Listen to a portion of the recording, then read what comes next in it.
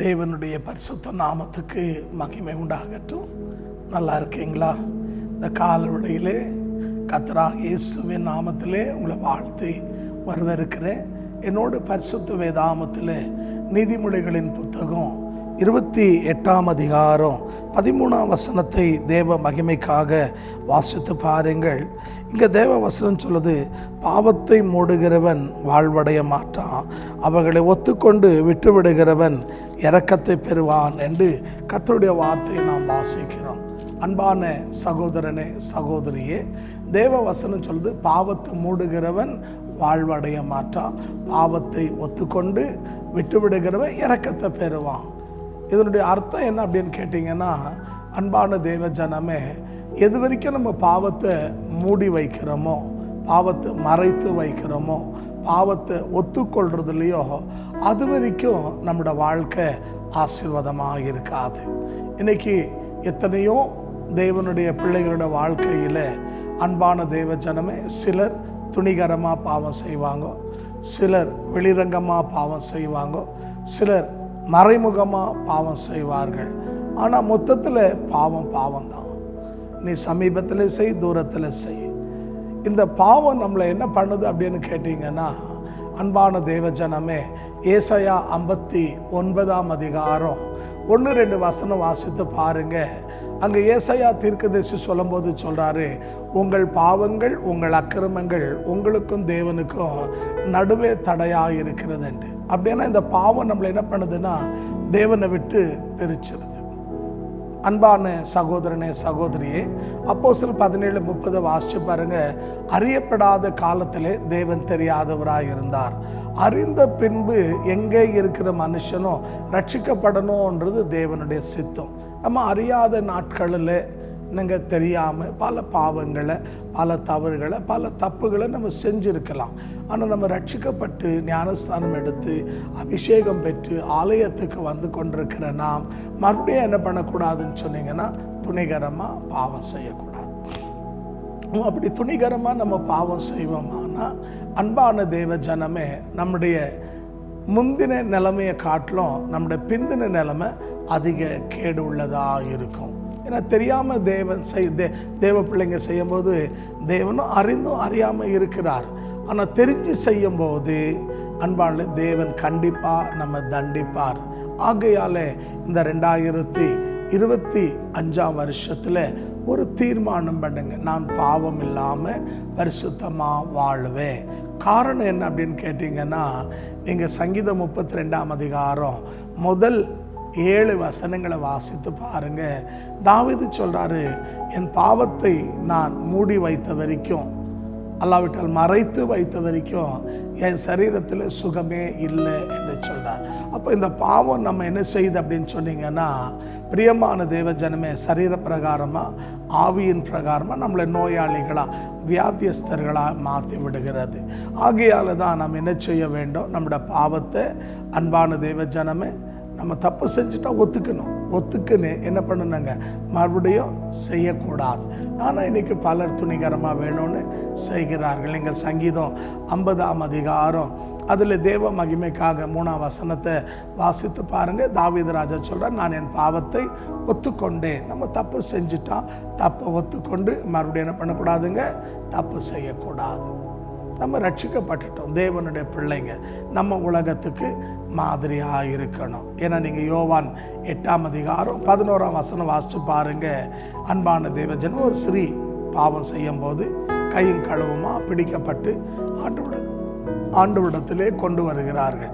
கொண்டு வந்தவுடனே நியாயப்பிரமாணத்தின்படி எல்லாரும் கல்லடிச்சு சாகடிக்கணும்னு சொல்லி அந்த பெண்ணை இயேசு பக்கத்தில் நிற்க வைத்து எல்லாரும் சுற்றி கல் எடுத்துன்னு இருக்காங்க. ஆண்டவர் கீழே உட்காந்து தரையில் எழுத ஆரம்பித்தார். என்ன எழுதினாருன்னா, நீங்கள் யோவான் 8:8 வாசிச்சு பாருங்கள்.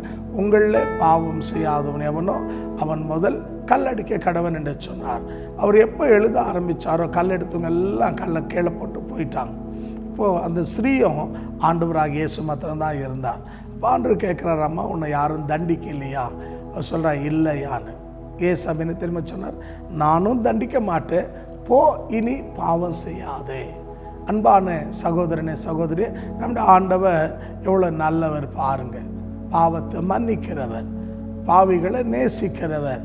ஆனால் பிரியமான தேவ ஜனமே, நம்ம அதுக்காக நம்ம என்ன பண்ணக்கூடாது, தொடர்ந்து பாவத்தை செய்யக்கூடாது. அப்படி நம்ம செஞ்சோன்னா ரோமர் 3:23 சொல்லுது, எல்லா மனுஷனும் பாவம் செய்து தேவ மகிமையை இழந்துட்டான்.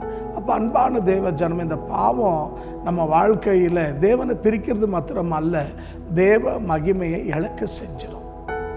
தேவ மகிமை நம்மளை விட்டு போயிடுச்சுன்னு சொன்னீங்கன்னா நம்ம வாழ்கிற வாழ்க்கையில் அர்த்தம் இல்லாமல் போய்விடும். ஆகையால் தேவ பிள்ளைகளாக இருக்கிற நாம் நம்முடைய நிலைப்பாடில் நம்ம எப்படி வேணாலும் வாழ்கிறேன்னு சொல்லி வாழாமல் ஒரே வாழ்க்கை தேவனுக்காக வாழுங்க. ஏன்னா ரோமர் 6:23 சொல்லுது, பாவத்தின் சம்பளம் மரணம், கர்த்தராகிய இயேசு கிறிஸ்துவின் கிருபையோ நித்திய ஜீவன். அப்போ பாவம் எதை கொண்டு வரனா, மரணத்தை கொண்டு வரும். ஆகையால் நம்ம சாகிறது தேவனுடைய விருப்பம் இல்லை.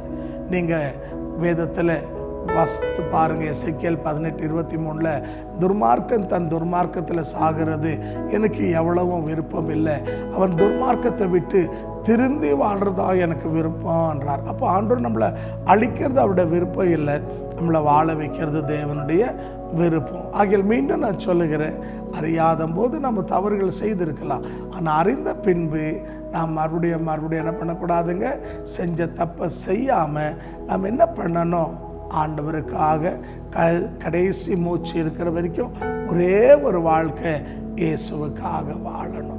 அப்படி நீங்கள் வாழ்ந்து பாருங்களேன். நான் சொல்கிறேன், பரிசுத்தமாக வாழ்கிற வாழ்க்கையில் கிடைக்கிற இன்பம் பாவத்தில் கிடைக்காது. பாவத்தில் என்னென்னா கொஞ்ச நாள் சுகம், கொஞ்ச நாள் சந்தோஷம், என்னங்க கொஞ்சம் நேரம் சிற்றின்பம், இவ்வளோதான். ஆனால் தேவனுக்காக வாழ்கிறதுல என்னங்க பேர் ஆனந்தம் இருக்குது, பெரிய மகிழ்ச்சி இருக்குது, உலகம் கொடுக்க முடியாத பெரிய சந்தோஷம் சமாதானம் தேவன் நமக்கு தருவார். ஆகையாலே இந்த வார்த்தையை கேட்குற என் அன்பு தேவ ஜனமே, இந்த வருஷத்தில் ஒரு தீர்மானம் பண்ணுங்க, நான் தேவனுக்காக வைராகியமாக வாழ்வேன்னு சொல்லி கண்டிப்பாக கர்த்தர் உங்களையும் உங்கள் குடும்பத்தையும் ஆசீர்வதிப்பார். எத்தனை பேர் விசுவாசிக்கிறீங்க கர்த்தர் என்னோடு பேசினார் என்று சொல்லி? இருக்கிற இடத்துல தலைகளை தாழ்த்தி கண்களை மூடி நாம் ஜெபிப்போமா? எங்களை கிருபையாய் நேசிக்கிற நல்ல ஆண்டவரே, சமீபத்திலும் தூரத்திலும் இந்த வார்த்தை கேட்டு உணர்த்தப்பட்டு ஒப்பு கொடுத்த எல்லா தேவ பிள்ளைகளுக்காக ஜெபிக்கிறோம். ஆண்டவரே, மறைவான பாவங்களுக்கும் ரகசியமான பாவங்களுக்கும் வெளிரங்கமான பாவங்களுக்கு விலக்கி அன்றே பாவம் இல்லாமல் பரிசுத்தமாக இந்த வருஷத்தில் வாழ ஒவ்வொரு பிள்ளைகளையும் நீங்கள் தகுதிப்படுத்துங்க. பேரு பேராக பங்கா வகை வகையாக தொட்டு ஆசீர்வதியும். உங்களோட ரத்தம் சகல பாவங்களை கழுவி சுத்திகரிக்கும் என்று சொன்னீர, ரத்தத்தினால கழுவிங்க. பழையவைகள் ஒளிந்து போனது எல்லாம் புதிதானது என்று சொன்னிற, புதிய மனிதர்களாக மாற்றி அன்று எங்கே விழுந்தார்களோ, எங்கே தலை குனிந்தார்களோ, எங்கே அவமானப்பட்டார்களோ அதே இடத்துல உடைய பிள்ளைங்க எழுந்து ஆசீர்வாதமாக ஜீவிக்க தேவன் உதவி செய்யும். கிருபை உள்ள கரத்தில் ஒப்பு கொடுக்கிறோம் இயேசு கிறிஸ்துவின் நாமத்தில் பிதாவே, ஆமென், ஆமென். தேவன் உங்களை ஆசீர்வதிப்பாராக. நான் விசுவாசிக்கிறேன் கர்த்தர் உங்களோடு பேசியிருக்கிறார் என்று.